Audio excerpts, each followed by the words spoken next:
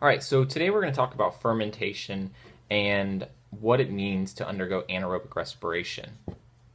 So before we get into the details about anaerobic respiration, I wanted to kind of review a little bit from the last video.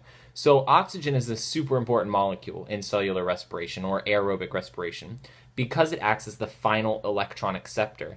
As that NADH and FADH2 move through the electron transport chain, they donate those final hydrogens to the oxygen to form water, or it's also known as oxidative phosphorylation. Well, in some areas where oxygen is not readily available or is pretty scarce, some organisms have still adapted to go through all of those processes. So here's an organism right here known as Geobacter. And Geobacter lives in sediments and has actually evolved to use alternative electron acceptor known as iron. And so everything still occurs in a similar fashion. Not exactly the same, but pretty similar. And its final electron acceptor for the hydrogen is something that's not oxygen, like iron. You could do sulfur, and there's lots of molecules. So this is just an example of organisms who have adapted to areas that are low on oxygen. So anaerobic respiration occurs in the absence of oxygen. And during anaerobic respiration, or in times where oxygen is low or not present, it's going to lead to fermentation. So remember that all organisms are going to undergo glycolysis, which is a process that occurs in the cytoplasm. It produces a pyruvate molecule and 2 ATP.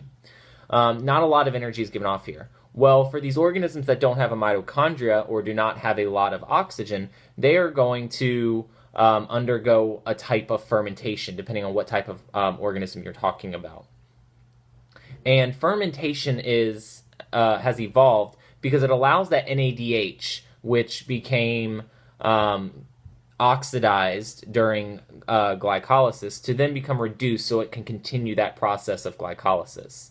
And so there are two types. You have lactic acid fermentation and you have alcohol fermentation. We're going to talk about each of those in a little bit more. Lactic acid fermentation. This is going to occur in mammals. And so you can see here a very simplified diagram. Glucose is going to be partially broken down, 2 ATP are given off, NAD becomes NADH, so it becomes reduced, and we have a pyruvate. Well, we now have NADH, which doesn't need to go anywhere because these organisms do not have a mitochondria and they don't use oxygen.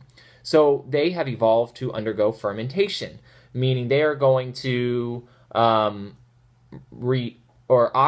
that NADH molecule back to NAD so it can continue to run glycolysis.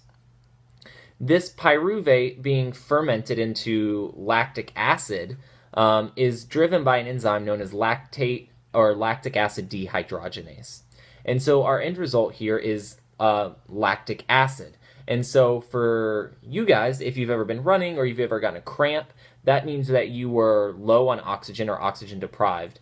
And so those cells were undergoing lactic acid fermentation. And that lactic acid or that buildup is what actually causes pain in your joints or gives you those cramps after a long run.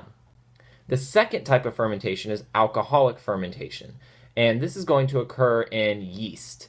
And so you can see here again, glucose is going to go through glycolysis, produce ATP, and then form some pyruvate molecules. In the process, we have reduced an NADH molecule. Well, in these organisms, oxygen is either low or it's scarce. And so these organisms need to find a way to then oxidize that NADH back to NAD so it can continue to run glycolysis and produce energy. So it is going to actually take that pyruvate and produce ethanol, which is a type of alcohol. And it does that through alcohol dehydrogenase, which is another enzyme involved. So the byproducts of alcoholic fermentation are ethanol and carbon dioxide. This is how yeast are used to create things like beer and wine. They take in that glucose and they undergo fermentation and they produce alcohol and they produce carbon dioxide. We're actually going to witness this in class where you guys are going to go through a similar process of using yeast and you're actually going to create root beer that you can drink. It won't be alcoholic, but you will actually be able to make root beer using this process of alcoholic fermentation.